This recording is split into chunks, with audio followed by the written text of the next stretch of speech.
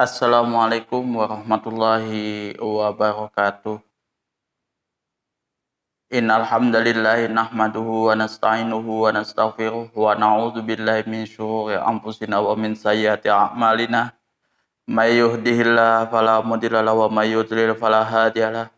Asyhadu an la ilaha illallah wa asyhadu anna Muhammadan abduhu wa rasuluh.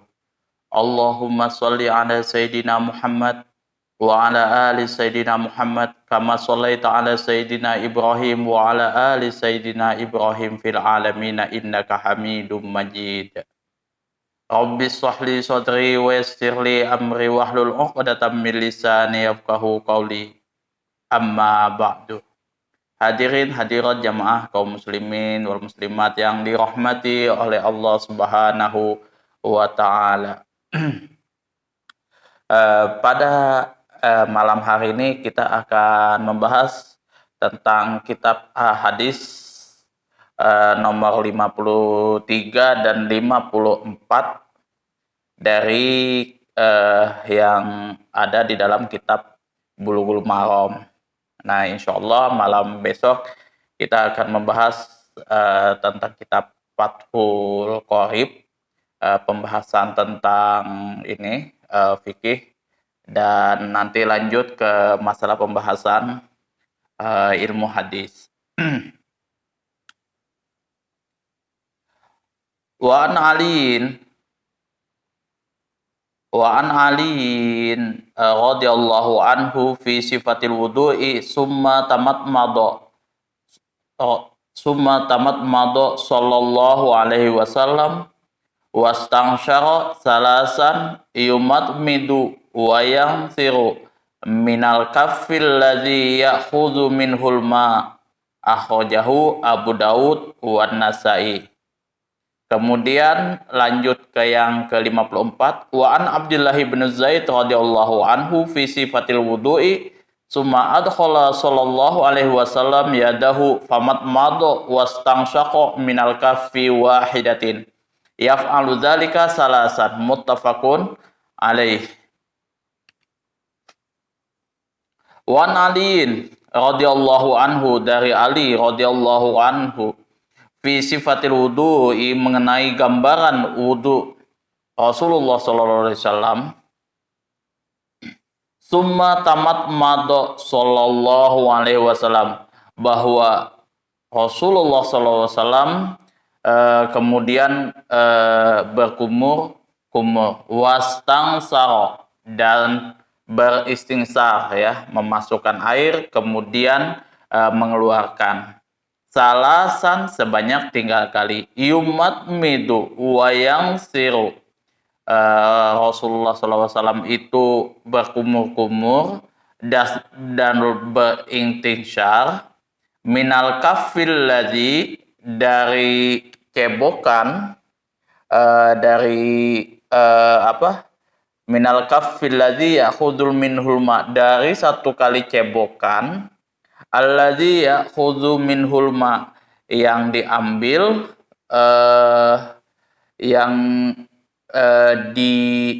dengan sekali cedokan, yang mana diambil dari air, menggunakan yang mana Rasulullah mengambil air tersebut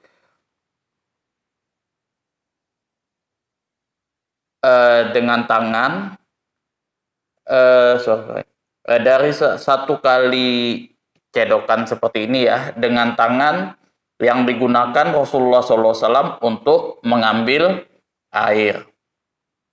Minal kafi, dari cedokan tangan, kafi ini ya, minal kafi, dari cedokan tangan, artinya sekali cedokan, alladzi ya'khudhu minhul ma, yang mana beliau gunakan untuk mengambil air, akhrajahu Abu Daud wa Nasa'i, yang mana hadis ini diriwayatkan oleh Abu Daud dan Nasa'i.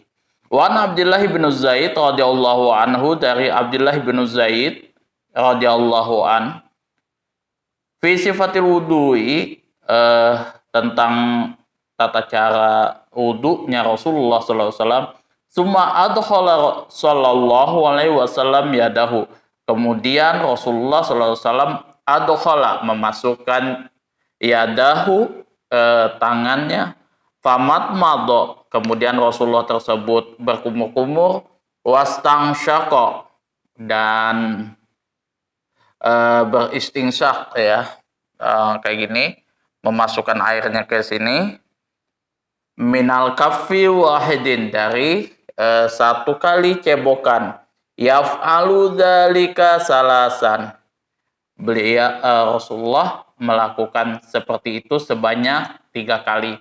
Jadi di sini dari dua hadis ini pembahasannya adalah bahwa Rasulullah SAW menggabungkan antara berkumur-kumur dengan beristinsyak dan beristingsar. Jadi istingsar itu yang kemarin sudah kita bahas, itu memasukkan air ke dalam hidung. Istangsar wa yastangsiru, wa yastangsir, mengeluarkan air tersebut dari hidung. Itu. Jadi istingsar itu memasukkan air ke dalam hidung, istingsar itu mengeluarkannya dari dalam hidung. Itu kemarin yang sudah kita bahas. Nah, di sini Rasulullah dari dua hadis ini 53 dan 54, Rasulullah mengerjakan berkumur-kumur dan beristinsyak dengan satu kali cebokan. Jadi begini, langsung dihirup airnya ke hidung, langsung dikeluarkan seperti itu. Kita lihat dari makna hadisnya ya. Masalah ini telah dijelaskan sebelum ini dalam gambaran mengenai wudhu pada hadis nomor 30 dan 31. Jadi kita sudah bahas di hadis sebelumnya, Ibnu Hajar menyebutkan kembali hadis yang berkaitan dengan gambaran wudhu ini adalah untuk mengemukakan hujah yang ingin disampaikannya di sini. Jadi hadis ini disebutkan ulang dengan makna yang serupa di sini untuk mengemukakan pendapat yang ingin disampaikan, yaitu menggabungkan antara berkumur-kumur dan beristinsyak sebanyak 3 kali dengan sekali cedokan tangan. Jadi sekali cedokan tangan ini langsung sekaligus antara berkumur-kumur dan beristinsyak, dan 3 kali dengan 3 cedokan tangan. Jadi langsung kayak gini, beristinsyak, dianu lagi, diulang lagi, berkumur-kumur langsung beristinsyak 2 kali, kemudian sebanyak 3 kali. Nah, kedua hadis ini menunjukkan bahwa dibolehkannya meringkas hadis dengan cara mengambil bagian yang hendak dijadikan hujah sesuai dengan topik pembahasan seperti mana yang dilakukan oleh Al-Imam Bukhari. Jadi dari sini ada beberapa hadis, termasuk 2 hadis ini, kemudian ini dijadikan satu untuk meringkas untuk supaya kita meringkas hadis supaya lebih enak, seperti itu, dengan cara mengambil bagian yang hendak dijadikan hujah sesuai dengan topik. Jadi bisa hadis itu diringkas, jadi diambil mana poin-poinnya yang hendak dijadikan hujah seperti mana yang biasa dilakukan oleh Al-Imam Bukhari. Tapi ya kalau yang namanya Ibnu Hajar Al-Asqalani sudah tahu dia hadis ini diambil dari kitab mana, karena jujur aja dulu saya sempat meremehkan kan bahwa Ibnu Hajar ini hanya pengarang, ya mungkin ulama-ulama kecil lah ya kan, ulama-ulama hadis kecil lah ya kan, cuman mengarang kitab Bulughul Maram. Nah, ternyata hal itu berbanding terbalik ketika saya mempelajari kitab Fathul Bari. Nah, itu karyanya Ibnu Hajar Al-Asqalani. Sahihnya Imam Bukhari disyarahkan oleh Ibnu Hajar Al-Asqalani. Itu salah satu skill Ibnu Hajar, keilmuan Ibnu Hajar di dalam masalah hadis. Jadi sekali lagi kedua-dua hadis ini menunjukkan bahwa dibolehkan meringkas hadis dengan cara mengambil bagian yang hendak dijadikan hujah sesuai dengan topik pembahasan yang biasa dilakukan oleh Al-Imam Bukhari. Jadi di sini kita ambil yang bagian penting aja. Misalkan wastangsaro salasan yumatmidu wa yastangsiru minal kafil ladzi yakhudhu minhul ma. Sudah seperti itu. Jadi semuanya sudah bisa mewakilkan. Nah, kalau kita analisis lafadznya adalah tamat madoa, di sini artinya berkumur-kumur. Istangsaro yastangsiru artinya mengeluarkan air dari hidung setelah memasukkannya. Jadi mengeluarkan air ke dalam hidung setelah memasukkannya itu namanya istangsaro yastangsiru. Kemudian salasan berkedudukan sebagai maf'ul mutlak yang menggantikan masdar yang telah dibuang. Bentuk lengkapnya adalah istingsaron salasan. Seperti itu dia. Kata istingsarnya dibuang, kemudian menjadi salasan. Yaf'alu dzalika salasan. Bukan. Wastangsaro summa tamat mado wastangsaro salasan. Nah, salasan di sini sebenarnya ada lagi katanya yang dihilangkan di situ. Kalau kita mau timbulkan wastangsaro istingsaron salasan. Di situ maksudnya. Istangsako wastangsako huruf waw. Nah, wawnya di sini wastangsako huruf waw berfungsi sebagai mutlak al-jami, yakni penghimpunan secara mutlak tanpa ada sesuatu yang mesti didahulukan dan yang mana yang di kemudian. Jadi wa di sini tidak ada fungsi yang mana harus didahulukan atau yang diakhirkan. Jadi wa di sini hanya berfungsi sebagai mutlak al-jami. Nah, ini jujur aja kalau misalkan kalau ahli-ahli nauh ini sudah otomatis tahu. Makanya kalau misalkan kita menganalisis suatu hukum itu semua harus dikaji mulai dari nahwu, shorab, kemudian balaghahnya, mantik dan lain sebagainya.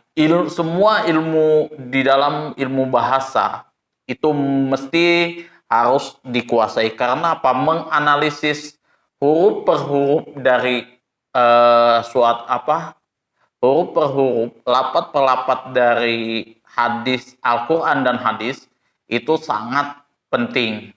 Makanya ulama-ulama dulu itu sampai harokatnya, kemudian hurufnya kok bisa bertambah seperti ini. Itu semua dianalisis dan dikaji sesuai dengan keilmuan bahasa yang mereka miliki. Makanya kalau misalkan ulama-ulama terdahulu seperti Al-Imam Bukhari, Imam Malik, Imam Syafi'i, Imam Malik, Imam Ahmad bin Hambal itu punya karya diwan mereka sendiri, karya sastra berbentuk syair. Kalau tidak salah, yang tidak punya diwan, yang tidak punya karya syair seperti itu, Imam Abu Hanifah, karena beliau bukan dari kalangan orang Arab. Itu.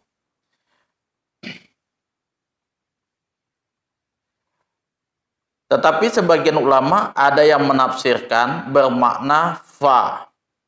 Jadi dia bermakna fa. Wa di sini wastangsaqo, di sini maknanya fa, fastangsaqo. supaya dengan demikian dapat diambil satu pemahaman adanya makna berurutan. Jadi di sini famat madoa wastang sako. Jadi maknanya sebenarnya sama dengan fastang sako. Artinya berkumur-kumur dulu baru beristinsak. Seperti itu. Kalau yang pendapat pertama, mau itu beristinsak atau berkumur-kumur, semuanya boleh. Mau dilakukan beristinsak dulu baru berkumur-kumur, itu boleh. Karena menurut mereka wow di situ bukan istilahnya yang memaknai urutannya harus seperti itu, gitu. Tapi di situ cuman hanya mutlak al-jami, sebagai ya istilahnya untuk tahulah kayak gitu, istilahnya untuk penghubung aja seperti itu. Nah, kalau ulama yang lain mengatakan di sini bermakna fa, yang mana di sini adanya makna berurutan antara berkumur-kumur dan beristinsak. Jadi disunatkan mendahulukan berkumur-kumur baru beristinsak. Nah, itu pemahaman dari ulama yang lain tentang urutan berwudu dan beristinsak seperti itu. Kemudian menggabung fikih hadisnya adalah menggabungkan antara berkumur-kumur dengan istinsak sebanyak 3 kali dengan sekali cibukan, cedokan seperti itu yang memenuhi kedua telapak tangan, atau dengan 3 kali cedok air dengan menggabungkan keduanya pada setiap kali cedokan. Semua ini disebutkan oleh sunnah Rasulullah SAW, dan seseorang dibolehkan memilih mana yang hendak dikerjakan seperti itu. Jadi misalkan kita menggabungkan nih antara berkumur-kumur dengan beristinsak sebanyak 3 kali, ya, sebanyak 3 kali dengan 1 kali cedokan. Jadi seperti ini ya, dan kayak gini, berkumur-kumur langsung beristinsak seperti itu. Kita ambil air lagi, kumur-kumur, kita hirup airnya ke hidung, kita keluarkan lagi. Kemudian kita berkumur-kumur, hirup airnya ke atas, ke dalam, baru kita keluarkan lagi. Itu juga ada hadisnya. Kemudian bisa juga dilakukan satu persatu. Jadi berkumur-kumur dulu, berkumur-kumur kayak gitu. Nah, baru beristinsak dan beristinsak. Itu juga ada hadisnya. Jadi apabila ada perbedaan-perbedaan ini, ya memang semua sudah ada hadis-hadisnya, sudah ada pemahamannya masing-masing. Ada yang dia berurutan, berkumur-kumur dulu baru beristinsak. Ada yang tidak berurutan. Berurutannya itu artinya tidak mesti harus berkumur-kumur dulu baru beristinsak. Bisa beristinsak, kemudian berkumur-kumur. Itu juga ada pendapat ulama yang mengatakan seperti itu. Tapi rata-rata mazhab Syafi'i itu mereka mengeluarkan suatu hukum bahwa berkumur-kumur dulu baru beristinsak seperti itu. Itu urutannya, karena yang pendapatnya di sini wow di situ pamat mato wastang sako di situ maknanya fa, urutan. Jadi tidak bisa dimakna dengan mutlak al jami seperti itu. Jadi ya ke depan ya, kayak saya dulu pembahasannya itu ya saya kira biasa lah, istilahnya kan masih satu jalur kayak gitu kan, masih mazhab Syafi'i aja, kayak gini kita sholat, kayak gini kita bertoharo, kayak gini kita wudhu dan lain sebagainya. Habis itu melanjut lagi ke kitab Fathul Qorib, Bulughul Maram sudah mulai agak mencabang. Kalau ulama ini seperti ini, ulama ini seperti ini, ulama ini seperti ini, mazhab Imam Syafi'i seperti ini, mazhab Imam Hambali, Hanafi, dan Maliki seperti ini, seperti ini. Itu sudah mulai dijelaskan step by step kayak gitu. Nah itu kalau kita Fathul Qorib itu biasanya yang dibahas kebanyakan perbedaan antara Al Imam Nawawi sama Al Imam Rafi'i, itu yang banyak dibahas. Nah, kalau misalkan kitab fikih yang agak naik ke atas, itu kitab Kifayatul Ahyar, nah itu sudah agak rumit sudah itu. Jadi hukumnya dibahas dulu, dalilnya dibahas, Al-Quran, hadis, dan lain sebagainya, perbedaannya juga dibahas.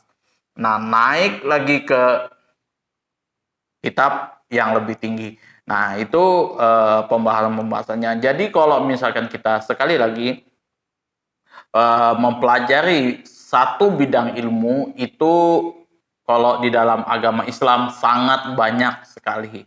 Sangat banyak sekali kitab-kitab yang masih sangat belum kita sentuh dan belum kita baca gitu, belum kita gali. Jadi apa ya? Seperti itu akhirnya runtuh waktu itu apa ya? Kesombongan lu waktu dulu waktu masih sekolah, seperti apa sih dulu apa ilmu fikih itu sampai sejauh mana sih dulu, ternyata makin dalam makin dalam makin dalam makin di teruskan luar biasa. Nah itu masih ilmu fikihnya. Nah belum lagi ke kitab usul fiknya. Usul fiknya itu banyak lagi kitabnya. Itu salah satunya kitab yang favorit yaitu kitab Ar-Risalah karya Al-Imam Syafi'i. Itu kitab beliau yang favorit lah, yang sering saya baca, yang sering menjadi rujukan saya sih. Nah, kalau fikih itu kitab salah satunya induknya, karena kalau kita mazhab Syafi'i itu wajib kita harus tahu yang namanya kitab Al-Um. Nah, kalau misalkan punya Al-Imam Nawawi itu fikihnya itu ada Syarah Muhadzab. Nah, itu Syarah Muhadzab itu wah tebal lagi. Itu ya angkat tangan kalau saya, bukan masalah apa sih, itu berat bagi saya itu. Saya itu yang paling yang biasa saya pakai kalau yang untuk perbedaan mazhab itu Bidayatul Mujtahid wa Nihayatul Muqtasid. Itu sudah mentok banget itu. Tapi biasa kalau misalkan saya butuh referensi tambahan, penunjangan lain, itu biasanya Syarah Al-Muhadzab itu penting, karya Al-Imam Nawawi. Mungkin itu saja yang bisa dapat saya sampaikan. Mohon maaf kalau misalkan ada keterlambatan upload video, kemudian ada keterlambatan ini karena juga ada berbagai macam kesibukan dan beberapa ya, ibadah-ibadah yang lain lah, seperti itu, amalan-amalan yang lain kayak itu. Karena jujur aja kalau misalkan saya pribadi kalau ada kegiatan apapun itu saya mohon maaf jarang upload video kalau itu berkenaan dengan masalah ibadah. Berbeda halnya dengan kalau misalkan masalah keilmuan. Itu saya senang ngerekam video. Saya senang merekam video, merekam dijadikan video kayak gitu untuk saya, biasanya sih bukan untuk saya upload tapi saya pelajari, saya kaji dan lain sebagainya. Itu karena jujur aja saya nggak berani kalau misalkan mengupload video dari seorang guru tanpa tahu ininya konteksnya. Jadi kalau misalkan saya mengupload video itu harus misalkan anggaplah satu kajian kayak gitu. Nah seperti itu. Jadi dia harus full seperti itu. Uh, Kalau saya upload video untuk guru-guru tertentu kayak gitu. Tapi biasa saya nggak jarang pernah melakukan seperti itu karena itu kalau saya pribadi tanggung jawabnya ke saya seperti itu. Itu pasti tanggung jawabnya ke saya. Dulu saya pernah itu waktu apa ditanya masalah hukum dan lain sebagainya. Oh, Ustadz, hukumnya lo begini. Kamu tahu dari mana? Ustadz saya, Ustadz. Kiai anu apa? Kiai saya, Kiai Arif Hersjawan. Kiai lu siapa? Ditanyain. Nah, seperti itu. Jangan gunakan nama Ustadz atau apa di dalam masalah hukum. Jadi ada referensi ulama-ulama yang memang harus kita jadikan rujuk. Kalau yang namanya kiai atau segala macam di dalam ini hukum itu tidak bisa dipakai. Itu sudah lumrah itu. Sudah lumrah. Jadi masalah hukum ditanya ini katanya Ustadz Abdul Somad. Nah, itu salah. Tapi nggak apa-apa sih kalau misalkan masih pemula kayak gitu. Kata Ustadz Abdul Somad seperti ini. Nggak ada masalah sih kalau kita masih pemula. Tapi kalau misalkan kayak kami kayak teman-teman itu sudah tidak boleh seperti itu. Sudah tidak boleh. Jadi harus tahu sumber-sumbernya. Ya walaupun sumber-sumbernya mungkin kita juga belajar dengan Ustadz Abdul Somad, Ustadz Adi Hidayat, Gus Miftah, misalkan Gus Baha dan lain sebagainya. Kita mengambil dari situ. Tapi untuk mengatakan kata Gus Baha seperti ini, itu jangan sampai. Itu. Mungkin cukup sekian apa yang bisa saya sampaikan. Saya mohon maaf apabila ada kekeliruan, kesalahan, kata-kata saya yang menyinggung. Nah, kalau misalkan ada kata-kata yang saya menyinggung, bisa dituliskan di kolom komentar. Nanti saya bisa ralat dan perbaiki. Jangan sampai masuk di ranah hukum lah. Kemudian akhirul kalam, assalamualaikum warahmatullahi wabarakatuh.